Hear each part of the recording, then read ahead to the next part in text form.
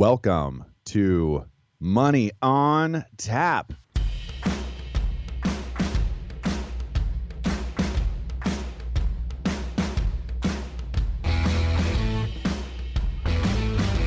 Money on Tap, your personal finance headquarters, where we bring out the professionals' experience and some fun in what we call three-dimensional investing, utilizing insurance, brokerage, and fee-based planning. That's what we do on this show. We look at all sides of the issues, and we bring a fully independent planning perspective to the table. Welcome. You are listening to Money on Tap. My name is Seth Cressman, joined here once again by Ben Brayshaw, Dan Mickelin. You can reach us at 855-226-8551 or info@yourmoneyontap.com. How are you guys doing today?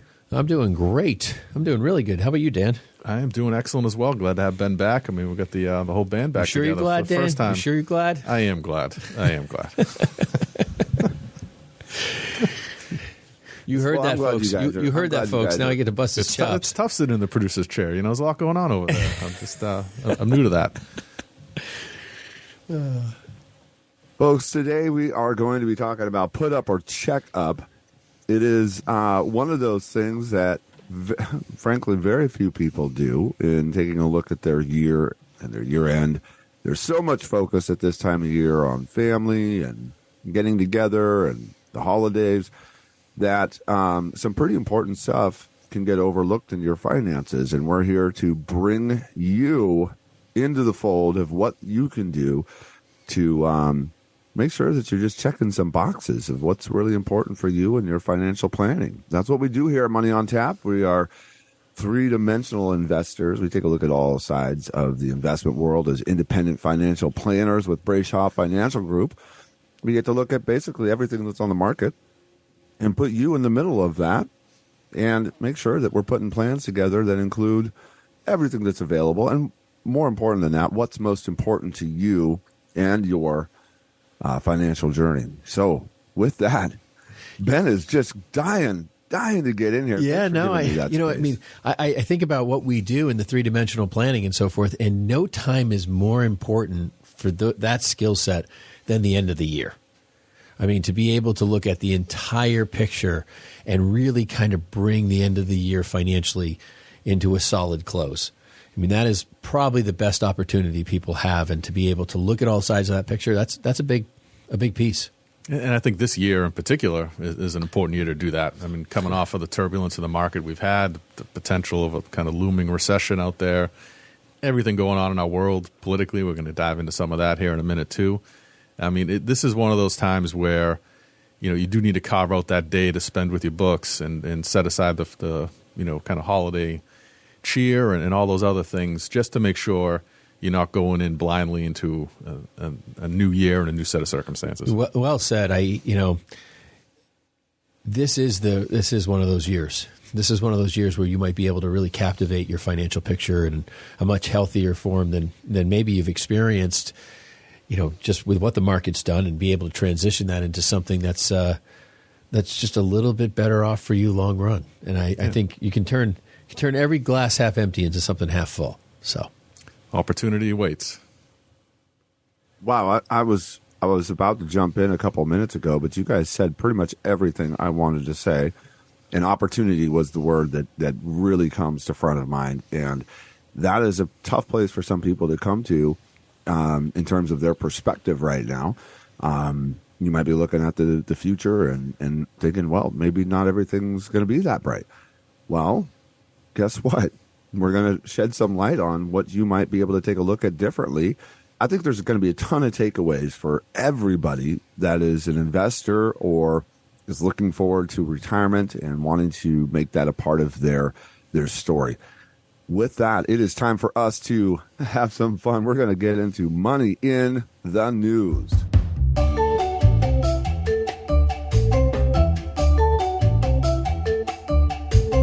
And first up here, we've got an article coming to us from Yahoo Finance from Brian Sozzi. Midterm elections, what 60 years of stock market data says.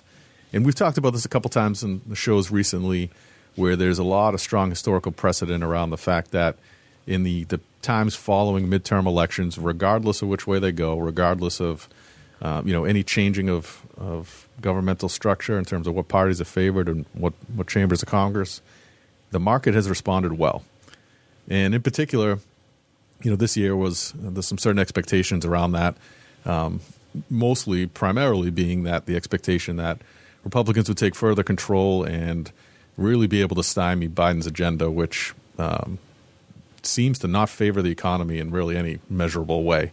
So the hope is that a couple more years of gridlock, would create really an environment where, the markets, our economy, the people leading our businesses can have a little bit of faith in that moving forward, they're not going to face any political hurdles, in order just to do business. Yeah, still, I mean, Dan, you and I were chatting. I'm just surprised it wasn't the red wave that, after all that's happened in we're probably going right back to $5 or $6 a barrel, gallon gas. I mean, it's just not the message that needed to be sent to, everybody from Biden to the entire Congress to the Fed chair. Like, people do not want this. This is just there's a lot of pain there financially, and there's a lot of initiatives that are creating additional financial pain. One of the other, one of the other money in the news items we're going to talk about, and there's just a lot of, I think, misconceptions of what's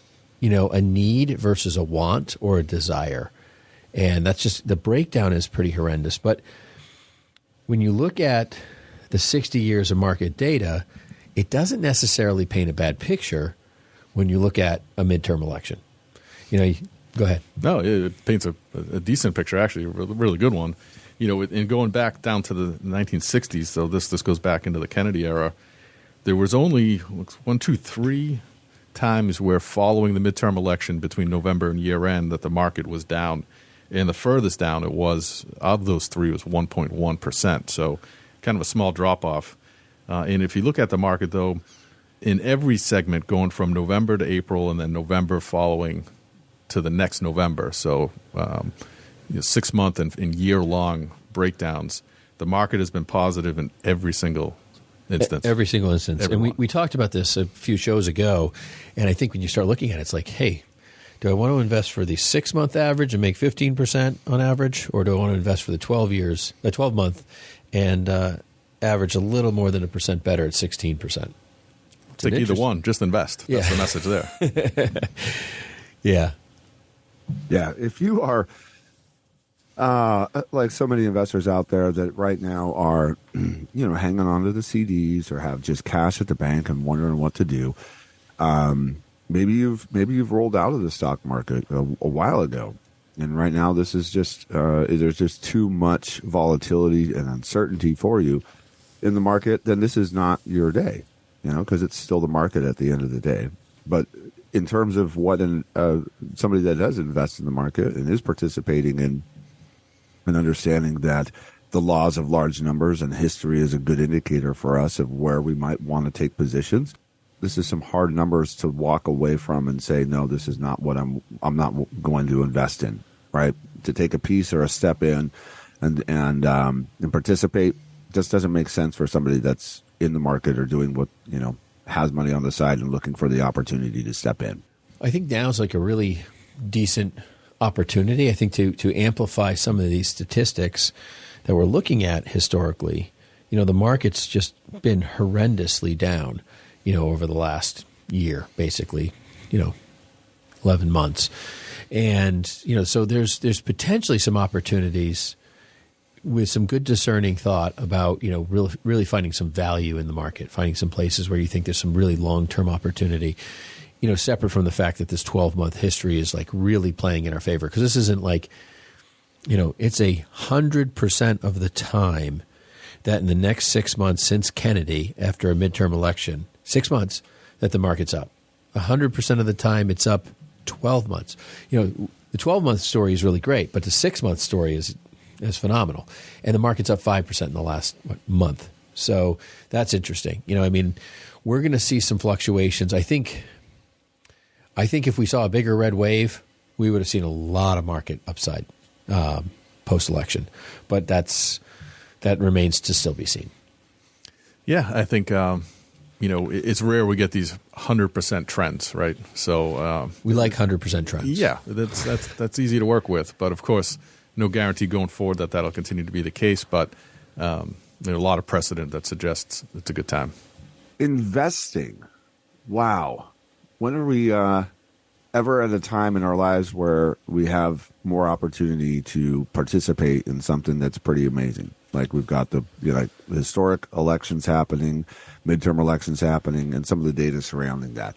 I look forward to seeing what happens and being able to have some more shows around just this window of time. Maybe you're one of these people out there that has an annual salary increase.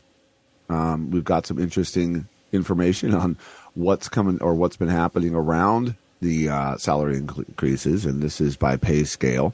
Thank you very much for this data. But there's, how much is an average salary increase is pretty interesting to take a look at. And over the last decade, an average salary increase has hovered around 3 to 5%. And there's several different kinds of salary increases that were given to us through, the article, which I was not really well informed about, believe it or not. Some of those equity raises, which were, stuff that is out there and information out there, but I haven't really paid a whole lot of attention to. I've been mostly looking at the COLA increase, which is, the cost of living increase of, trying to keep up with inflation that, companies have been participating in. But some of the data out there says that they're actually kind of falling off. And that was kind of a bit of a surprise. Yeah, I think the idea that, the various pay raise conversation and trying to maintain people to the office has a lot of different dynamics that haven't existed in a long time. And there's, as employers ourselves, we're constantly looking for strong employees to keep them cared for, to make sure that they're provided for in that process. And, we want to reward that. It's interesting that the data has shown that people who have merit increases over this time period have not only stayed more, but they've actually had an average increase of 3.6% in their pay alone, separate from like general performers of 2.5% and then low performers of 0.6. So, there's a significant merit-based employment practice that seems to be taking a little bit of a stage here because, honestly, as employers, we're dealing with inflation as well. As an employee, you see things going on, you got employers that we have building bills, we've got rent and, insurance costs and taxes, and where, you pay half of the taxes of every employee. There's just lots of different things that are just draining from a company. And so as inflation grows and taxes grow, it becomes sometimes just overwhelming. We all know that, right? But from an employee's perspective, it's like, well, I've got to pay my bills at home, and I need more money because it's more expensive too. So the merit space has really kind of come into play because honestly, if a company's doing better, they can afford more, and it kind of balances out the give and take there a little bit. And I think that's why it's getting a little bit of a stage. Yeah, the cost of living increase that a lot of people are used to and basically expect in their paycheck. That 3 to 5% annual increase. With inflation, at least according to the Labor Bureau here, running at 5.3%, if you're getting anything less than kind of the top end of that, 5% average annual raise, you're going to find yourself with less purchasing power next year. You're not keeping pace with inflation in terms of the salary increases. So, the other types of raises that are out there, so we've got cost of living raises, we've got merit increases, which we've just talked about, equity raises and promotions, and then ultimately there's the opportunity to leave and find a new job. If your scheduled increase isn't going to allow you to keep up with inflation and it's difficult to make ends meet as it was in 2022, you really better think about, 2023 and going forward, while the job market remains pretty hot, are you in the right place? Do you need to focus in on the job you have a little bit more, and try and pursue some of those merit increases, or, potentially look elsewhere? And I think you're right, Dan. If you're not being able to meet your cost of living needs, I would tell you that engage your employer on a merit increase because, that would be something that would say, hey, I'm willing to participate in this fight for business, and you're much more likely to receive a positive response in general, even just knowing a lot of different employers out there. Yeah, I mean, this isn't coming from the article. This is coming from real life. Yeah. Here at Brayshaw Financial. I mean, if it's just difficult to find new people and replace people in this job market. So if you feel like there's an opportunity for you to contribute more where you're presently at, in exchange for more compensation, that sounds like a conversation worth having. Okay. Yeah, I can't think of anybody that's in a situation that they want to retain talent and they've worked really hard to develop it. And that person coming to them saying, hey, I would like to make more money. What do I need to do to improve to get to that level? That is usually a welcome conversation. Yeah. Folks, we have one more, and we've saved the best for last year. I think this is going to be a lot of fun. Is the in California, there was on the ballot, and this was ballot measure 10, if I'm not mistaken here, but it was a ballot to tax the rich to fund electric cars, and one of the most interesting things about this, I thought, was that Governor Newsom was stepping up and saying, yeah, no, this is not a good idea for you guys to do. The idea that I would ever agree with Governor Newsom is just absolutely, completely. That's truly the funniest part of this article. That's the funniest part of it. That's why we had to have it here. In the proposition that's out there, was to impose a 1.75% tax on people who make $2 million or more in the state of California. So it seems like a relatively small percentage against what has to be a comparatively small community of people, right? 2 million plus. So we're not talking, the 400,000 that some of the kind of federal guidelines have come up with. I think this is a flat tax for everybody who makes more than 2 million. I mean, that's what this is, right? It's a flat tax. I think this should be an open ballot conversation, and everyone who votes yes should pay the 1.75. Regardless of income? Regardless of income. It's still flat tax. I mean, you make $100. Wow, that's a volunteer. That's an interesting. I've never heard that before. A voluntary tax. Like you vote here and you're saying, yes, I would like to participate and contribute this percentage. Right. And people can go ahead and do that. So if you vote yes and you make less than 2 million, you pay. You pay the 1.75 as well. So you make $100, give $1.75. It was interesting. I wonder how that vote would go. Oh yeah, I know, right? So no, if you vote no yeses. If you vote no and you make under 2 million, you don't pay. But you vote yes and you make under 2 million, you pay with the people who make 2 million.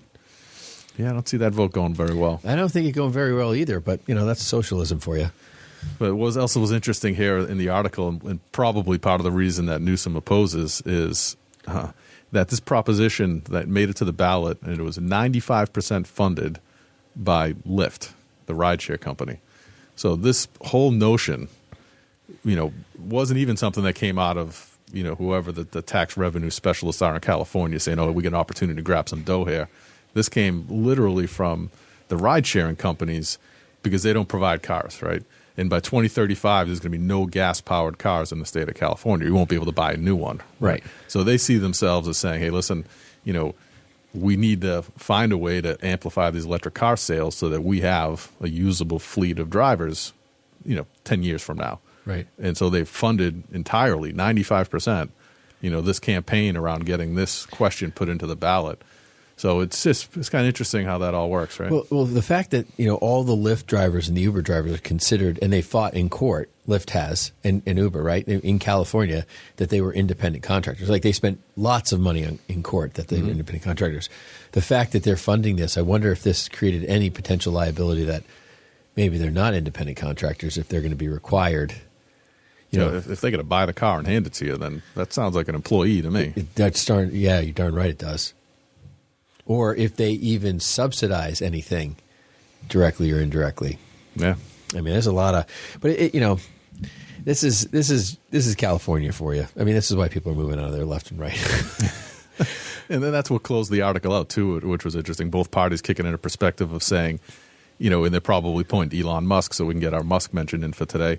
Like you have all these mega companies and entrepreneurs leaving over the tax structure. So we don't want to impose this further burden on kind of the high-end earners. So they don't want to create the exodus, right? They don't hasten the exodus of high-end, high-income people by imposing this additional tax. But the pushback is that, in the last 5 years, they have 4 times as many people qualifying, in terms of earning more than $2 million per year. So apparently, regardless of what they do tax-wise there, people want to come to the coast and they make a lot of money. That's exactly right. There's nothing like Los Angeles. Yeah. Folks, that is going to do it for us in Money in the News. I do have to make a quick amendment there. It was Prop 30, not 10, that was being voted on there. So anybody doing some fact checking, appreciate you. Yeah, we are going to be talking about put up or check up. It is time for your annual checkup, and there's some stuff that you just want to make sure that you are on track for before the new year. And now's the time to get going on that. We're going to be right back. Don't go anywhere. You're listening to Money on Tap. You can reach us at 855-226-8551 or info@yourmoneyontap.com.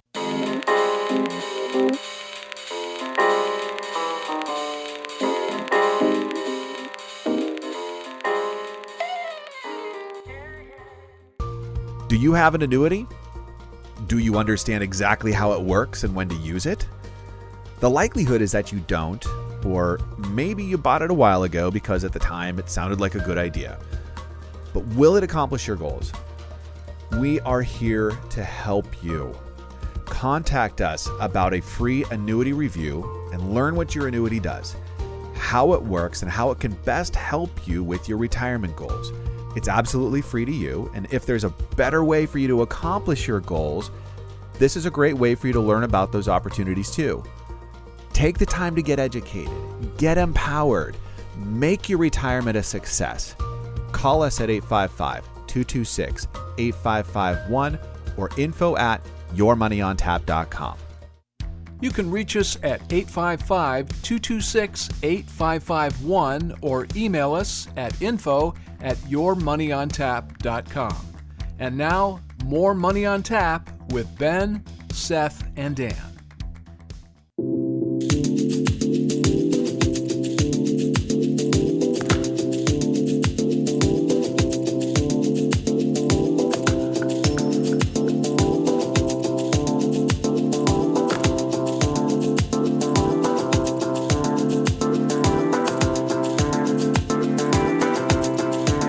Welcome back. You're listening to Money on Tap. You can reach us at 855-226-8551 or info@yourmoneyontap.com. We are talking about put up or catch up. It's that time of the year. We do some year-end planning, and before January 1, it's really good to take a look and see what some of the opportunities are. That's the key word here today, is these are opportunities that we are going to discover and uncover with you today.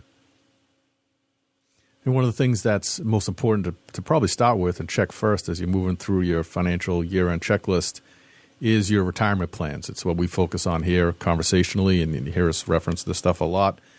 But make sure that if you are contributing and, we're rounding out to year-end, you've contributed up to the max, maybe you find yourself or to the match rather, maybe you find yourself in a position where there's still some room underneath the maximum contribution limits and you have some income on its way through that, you can get closer to those limits or get right up to them if you can.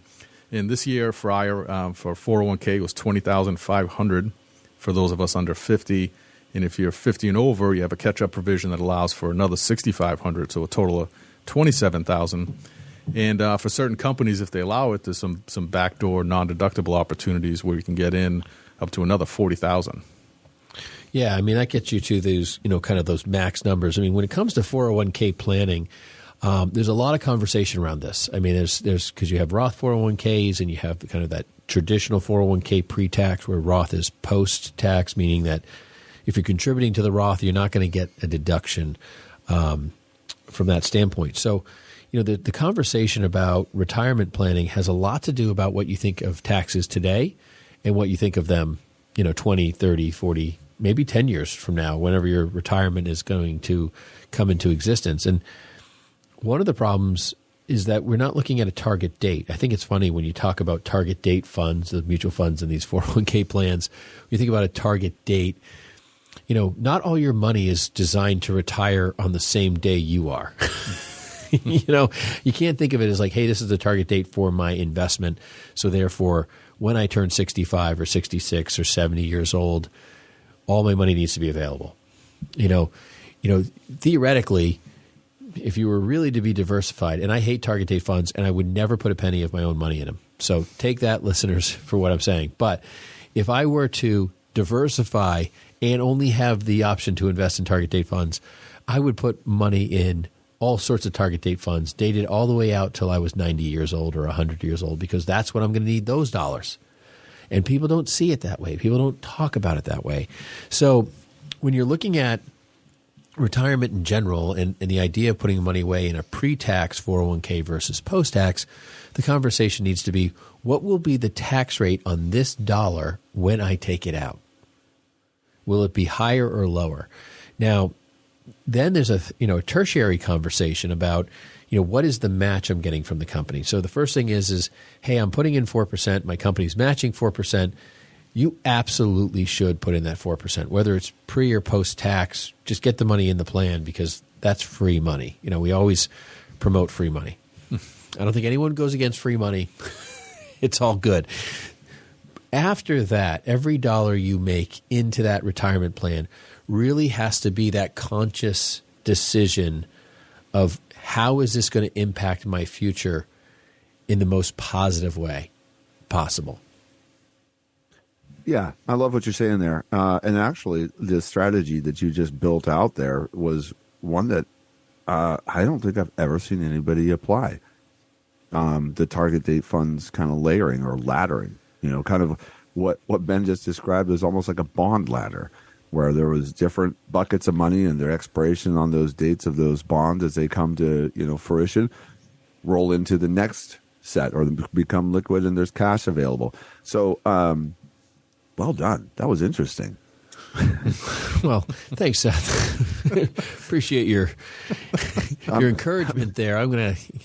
It's a good strategy for the one you said you would never employ. I'm going to leave the studio now. No, but the idea, I was actually talking to somebody last night, and they were telling me, hey, listen, I really need help. I'm in target date fund. And I was saying, these things are atrociously expensive. There's more lawsuits out there for those things than almost anything else. Invariably, you don't even know how well diversified inside your scope of risk you really are each and every day. There's just so much unknown with these things. But the concept of the plan for people who are so commonly using these target date funds is just breaking down the thinking that, well, I'm retiring in 2040, so that's the fund I should be in. But all your money's not paying for retirement in 2040. And that's the misnomer. If we can get our audience, if you're listening to us, which you are today, understand that all of your money has to work and just be available the dollars you need that day on that day. And the rest of the money still has to remain at work. So if you're retiring your dollars on the day of retirement, you're basically setting yourself up for failure. Yeah. There's also the expectation around these, the fund is going to accomplish what I need it to accomplish. Like if that 2040 target date is out there and I start using that, somehow there's a misbelief that this fund is going to get me where I need to be in order to retire. And that would be a false statement, because what that fund is designed to do, it may be completely opposite of what you need to have happen inside of your investments to get you to where you can retire. And something else to take a look at in the retirement account realm is, if for whatever reason you've had a year where your income was a little bit down, or if looking forward you're just of the opinion like we are that tax rates are going to be just skyrocketing going forward, that this is the time to look at those Roth conversion opportunities, right? You may be able to contribute to one. Perhaps your income limits or your income is in excess of the limits, which for 2022 was $144,000 for an individual, $214,000 for a couple filing jointly. But some of those positions you have very likely taken a hit this year in the market, and perhaps your income was up or down. But if your expectation is of future higher tax rates, this is the time to take a look at those kind of underwater positions and consider some conversions there. Yeah, I love this. I love this idea. And if people aren't evaluating their current tax situation when it comes to Roth conversions and the opportunity around that, and a great example is, I think the idea of Apple stock being almost $200 a share this year and dropping to in the 140s, and it's like that's a massive loss. And could more losses be coming for Apple? It could, but if you're doing year-end planning, what better way to say, hey, here's a company I'm probably in for the next 10, 15, 20, 40 years maybe. Maybe you're going to own Apple till you're 90 or 100 years old and pass it on to your children. What better way to pass it on to your kids to know that, hey, I'll own Apple today, I'll convert it at $145 or $150 a share and let it go back to $200, and there's no taxable gain on that move of almost 25%. Yeah, so the kind of the note here is if you have a specific position, whether it's a fund or a stock that has really gotten hammered, but you're a true believer and you're going to have this thing, it's a great opportunity to take the tax hit now, push it onto the income side, and then let it appreciate going forward and never be taxed on it again. And you don't need to convert your entire IRA to Roth. Or that's the part of the lesson here, is that you can break it apart and convert specific pieces or percentages of a larger account, so that you're managing your tax situation, right? You don't have to push the whole IRA into a massive tax event today. So be selective with that, and that's something we can help you take a look at. Yeah, this is something that has a real conversation on a lot of different levels. I was talking to one person who they actually lost their job about 3 or 4 months into the year, and they had enough money in the bank, and they were just not touching their retirement plan. And I said to them, hey, you make under the number. We should start converting as much as we can up to the income. You actually have an opportunity here where your income's going to be lower, and they're intentionally like, hey, listen, I'm taking this time off. I'm just going to, and they're starting their new job in the new year. And it was really a great opportunity for them to kind of talk through, hey, this is going to cost you money. Because when you do a Roth conversion, they don't withhold the taxes, from the asset you're converting. You have to pay this out of pocket. You got to come up with those tax dollars yourself. So that's what makes this not like everyone wants to do it, right? So, but our government printed $10 trillion. They've, increased the debt by over 50%, and it's a painful, painful story. And if you think taxes are going down over the next 20 years, I would tell you that I would disagree. And moving on from the retirement accounts is our taxable accounts, right? So these also, require a little maintenance, and you got to get some eyes on them. This is an opportunity here on that side of the coin. If you do have those stocks or funds or investments that have taken a big hit, they call it loss harvesting, and we talked about this in our last couple of shows, where you can sell those positions, realize the loss, and then be able to move up to $3,000 of that to reduce your income for tax purposes. Yeah, this is good because there's a lot of people who have invested in oil and gas companies where they've made money this year. There's lots of places where people have made money, or they're carrying over a gain, or whatever the story is from something else, a sale of a piece of real estate, right? And the idea that you could say, hey, I've got these losses over here in my portfolio, and you may like the company that you've lost money in, but it just might make your tax situation better in the course of that story. And taking advantage of the loss harvesting is key. And there's a strategy behind it. There's a strategy of when you sell it and take it.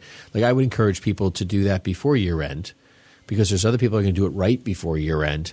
And you might see some stocks really drop in kind of an unsubstantiated way, much deeper or bigger loss in a stock because people are taking losses everywhere in a year like today to offset gains. I mean, there's been so much gain in real estate.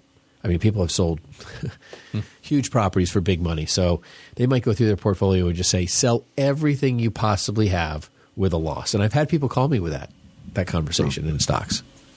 I mean, considering the amount of money that's invested in mutual funds, and this is the season, or we've just come through the season where a lot of the mutual fund managers are cutting their losses on these and trying to harvest those internal losses, that can push the market. And we've seen a market that's come down considerably So as we come towards the year end, that's all the time that you have to do this is, end of year, to actualize those losses and be able to take those, in through the tax code and lower your taxes.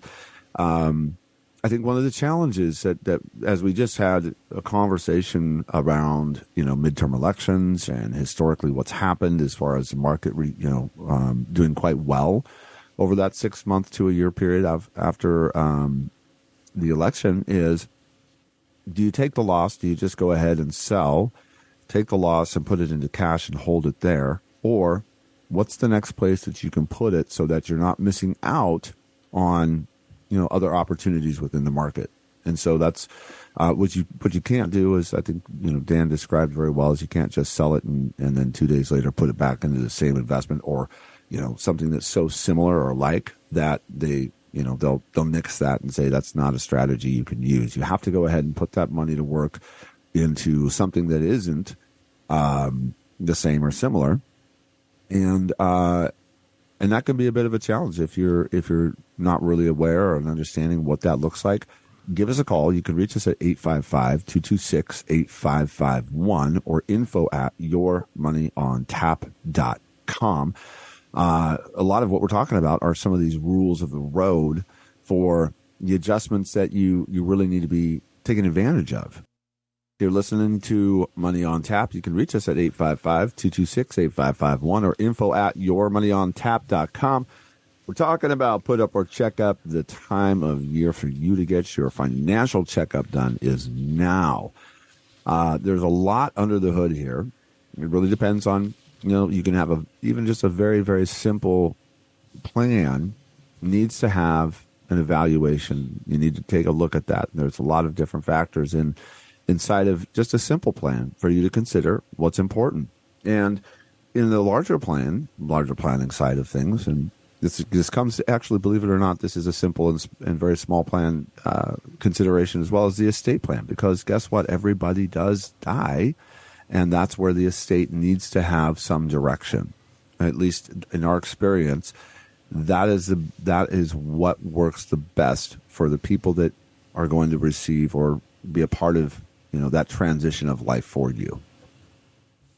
Yeah, and that starts in kind of the simplest thing we can do, to make sure that intents are preserved and you're prepared for the unexpected, or at least your finances are, is a beneficiary review. As simple as that. Run through your accounts, your IRAs, your life insurance policies, any of those assets that allow for the specific designation of where that asset goes on your demise. Run through those things, make sure it's still the way you want it to be. Estate planning is, obviously a key component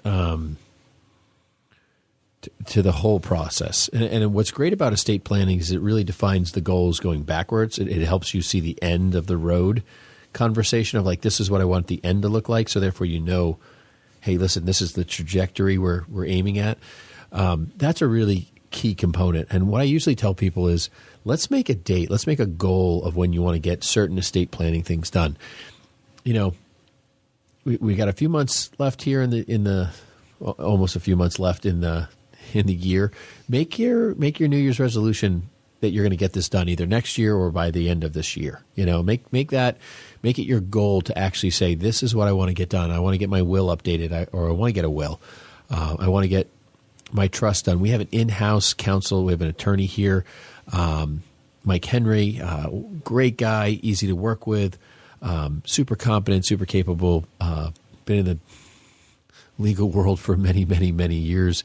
And it couldn't be easier to work with somebody and get that done in a very simple fashion, even if you're just trying to close some doors and protect kids, if that's what your situation is, or protect a special needs child, or you're worried about probate or any of those types of things that are popping through your mind. It doesn't have to be super expensive. It doesn't have to be overwhelming, but we have lots of relationships with lots of attorneys, and we can work with your attorney inside your investments and so forth. So there's lots of different opportunities in the estate planning piece. But the most important part of estate planning is really understanding, again, taxation inside giving to your heirs, your children, however that's going to flow. How's your IRA going to be handled? Are you prepared for the taxes they're going to have to pay? Are they going to have an undue burden in some way that you have set up things that are not the most efficient, that they're going to unfortunately lose a large portion of your hard-earned money? I can't tell you the number of people we've sat down with and said, if you do it this way, you're going to lose another 20% of your money just in taxation. If we swing it over here, it's like a free 20% return if you do it this way. People don't understand the transition of dollars and how that can be so adversely impacted by just how someone actually receives the money and in what form, fashion, or investment style they're in. Yeah, and with different assets, speaking specifically to children and grandchildren, dependent upon how things are going for them financially, how you have it in mind for these things to move on may not be the best way for them to receive it collectively. One child may be doing significantly better than another, and so to preserve the ultimate and the most value of your estate you can, how those things get dispersed and to who can be impacted by how they're doing in life. Now, let me give you an example for our listeners here. Let's say you have one child who's a neurosurgeon making $1 million a year, and you have $500,000 in your IRA retirement plan, and you got a nice home, worth about $500,000, right? And then you have another son who is working hard. He's a mechanic. He makes $30,000-$40,000 a year, and you say to yourself, huge disparity here, but I'm going to give to my children equally. And we've had clients that said, they're both happy, they're both doing great, whatever. Well, you don't want to give the neurosurgeon the IRA inheritance because he's at the highest tax bracket in our country. And he's going to pay, 46% of that money or more, depending on which state he's in, to the IRS. So $500,000 is going to turn into $250,000. Meanwhile, he's, you've got your son who's, a mechanic making $30,000 a year. And it's almost irrelevant which one he gets, right? And he can spread out his IRA, the IRA that he inherits from you over time, so that he might pay no more than 10% in taxes. So meanwhile, you might look at it and say, all right, well, to break this out equally and to pass on the most money, we might focus more of the IRA inheritance on the son who makes less money and is in a lower tax bracket, and pay and give the house, which is not going to have a taxable event, or the majority of that, to the neurosurgeon, so that they actually get the net same amount of money. And that could be a really very simple conversation of just understanding how the tax flow is. Now, there's a lot more detail, a lot more breadth to that conversation around all sorts of types of investments and all the different pieces that work, whether you own annuities or investments or stocks or IRAs or however the money's housed. There could be a lot of different things you're dealing with. And you might have more than 2 kids.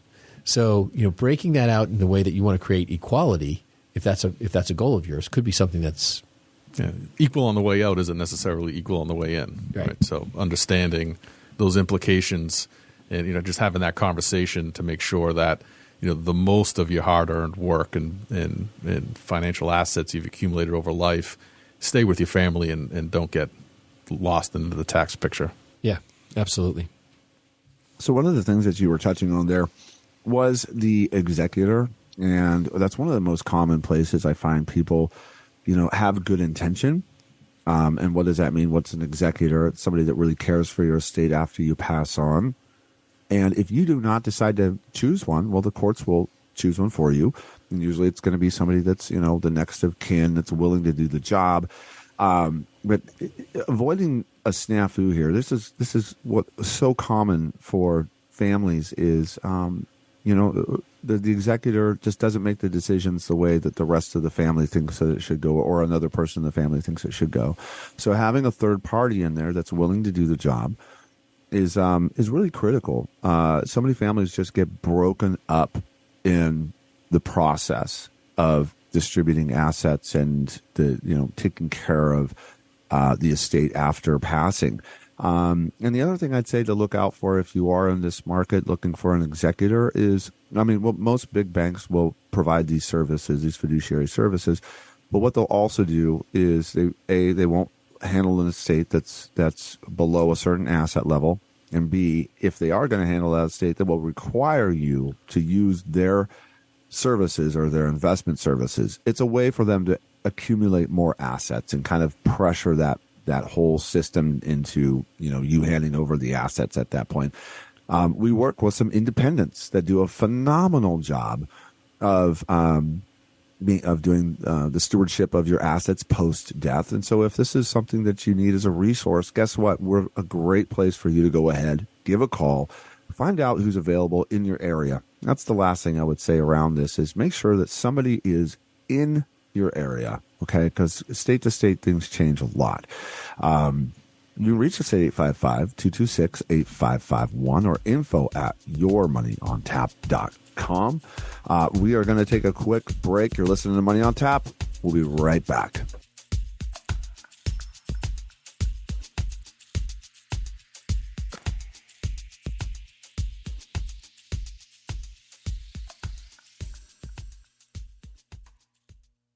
Hey folks, Seth Cressman, Brayshaw Financial Group is our company, and we bring to you Money on Tap. I say we, that's Ben and I. We have a lot of fun doing this show. And one of the things that we love about doing Money on Tap is that our goal for you to have access to the financial planning world. How do we think? What are we doing? What are we talking about? Raising the bar of your financial education. It's so critical. And that's what we're doing here. The other side of this is as well, we're financial planners. If you are looking to work with a financial planner, if you want to have that playbook for you to understand the important things right now and how you're going to get to your goals or how you're going to retire successfully, that's what we're doing as well. If you have $250,000 of investable assets, give us a call. It's free to you, and it is worth your time to pick up that phone and give us a call and discover what complete wealth management looks like. Ben and I are excited about the opportunity to partner with you and give you that financial plan that's going to make the next step so much better understood and get you where you need to go. We appreciate you listening to Money on Tap with Ben, Seth, and Dan. You can contact us at 855-226-8551 or email us at info@yourmoneyontap.com. And now, more of this week's program.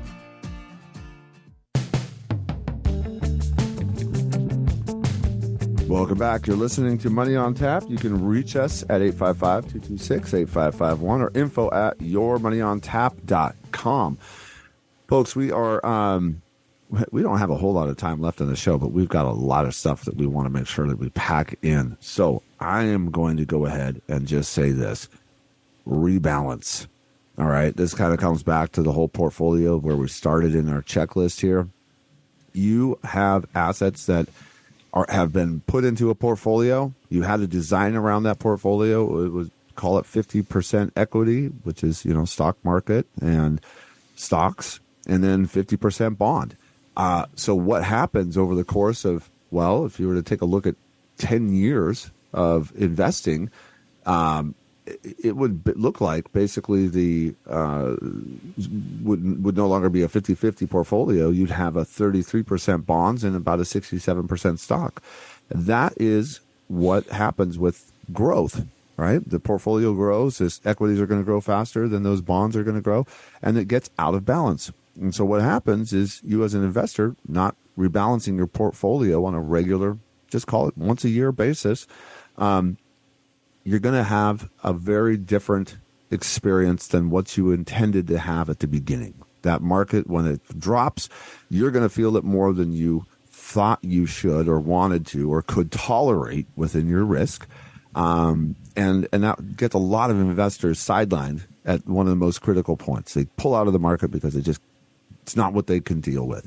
And that's another part of the check-in is where are you at with your risk too? I mean, taking a look at how things have changed. Maybe it's been 5-10 years. You're closer to retirement. Maybe you just can't handle the risk that you used to.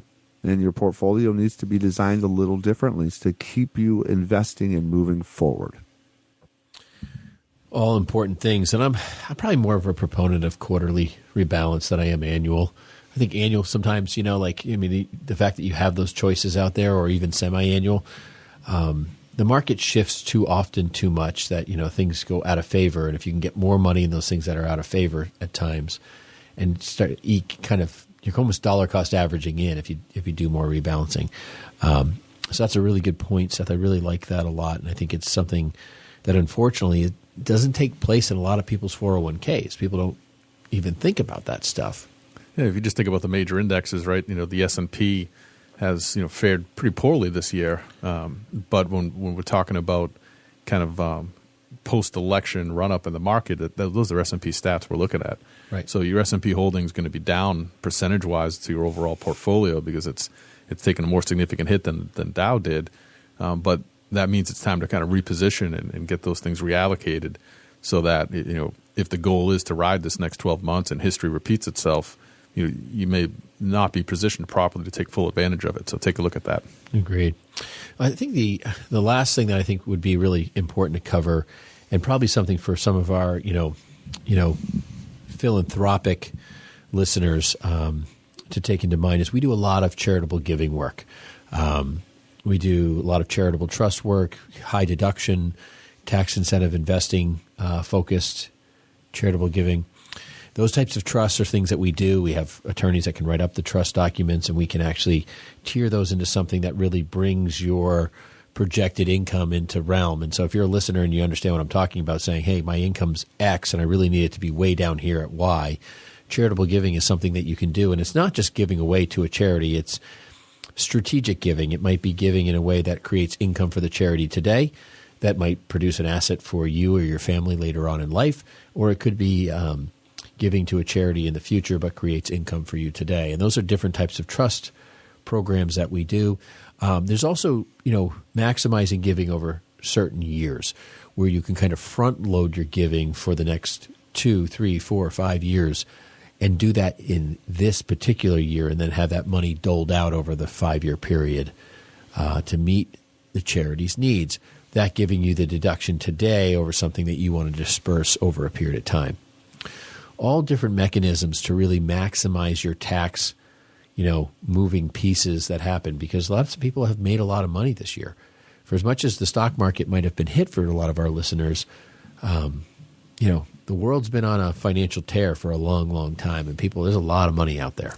Yeah, in the last couple of years, for people who are more moderate givers who aren't necessarily given a ton, but the standard deduction is raised fairly generously in these last few years. So, if you want to make sure that you maintain your philanthropic goals and you still make those contributions, but you want to make sure you're realizing the tax benefit that you're used to, there's some strategies and ways to do that, and we can help you accomplish that. Folks, we have covered a lot of information for you here. And if you're listening to us on the radio, you can find us in the podcast world and go back and have a listen. Even better than that, reach out to us at info@yourmoneyontap.com or 855-226-8551 and connect with us and sit down and take a look and see where are you at. What is it that you've got under the hood right now, and how is this all coming together for you? And what are the opportunities that you have before the end of the year to capitalize and to really, really, who knows? You might be missing out on some tax gifts for you, believe it or not, that the system works both ways if you're paying attention and know how to do it. So we want to give you confidence. That's one of the things that every plan should have inside of it, is confidence for you to go forward, live your life, spend the time that you need to with your family this holiday season, and not have to think about or worry about what's going on with your investments and your plan. And so when we do this and we come together and we get this plan really, really working for you, guess what? You get to go boldly. Go boldly into 2023. That's our goal for you here at Brayshaw Financial Group, a Money on Tap, as we put this show together. And gosh, it has been a lot of fun. Thank you so much, you guys. Yeah, thanks, Seth. I agree. We go boldly. We do this, step up to the plate right now, right before the end of the year. Lock your things in. Figure out what the best way is to move forward, and make this year and next year really, really, truly great. I think that's a good way to wrap it up. Boldly into 23. I mean, all indications are that we should have a good year coming off of the heels of where we've been. So just make sure you put some thought into it and you take just the best advantage of that you can. That's going to do it for us here at Money on Tap. We look forward to talking to you guys next week. Thanks for joining us. The views expressed are not necessarily the opinion of this radio station and should not be construed directly or indirectly as an offer to buy or sell any securities mentioned herein. Investing is subject to risks, including loss of principal invested. No strategy, product, material, or tool mentioned can assure a profit nor protect against loss. Please note that individual situations can vary. Therefore, the information, products, materials, or tools mentioned should be relied upon when coordinated with individual professional advice. Past performance is not a guarantee of future results. This show may be subsidized in whole or in part by a product sponsor or issuer. Securities and advisory services offered through SagePoint Financial Incorporated, member FINRA SIPC, and a registered investment advisor. All other services offered through Brayshaw Financial Group LLC are independent of SagePoint Financial. SagePoint Financial and Brayshaw Financial Group do not provide tax or legal advice. Main office is located at 116 South River Road, Bedford, New Hampshire, 03110, and can be reached at toll-free 855-226-8551. Well, bye.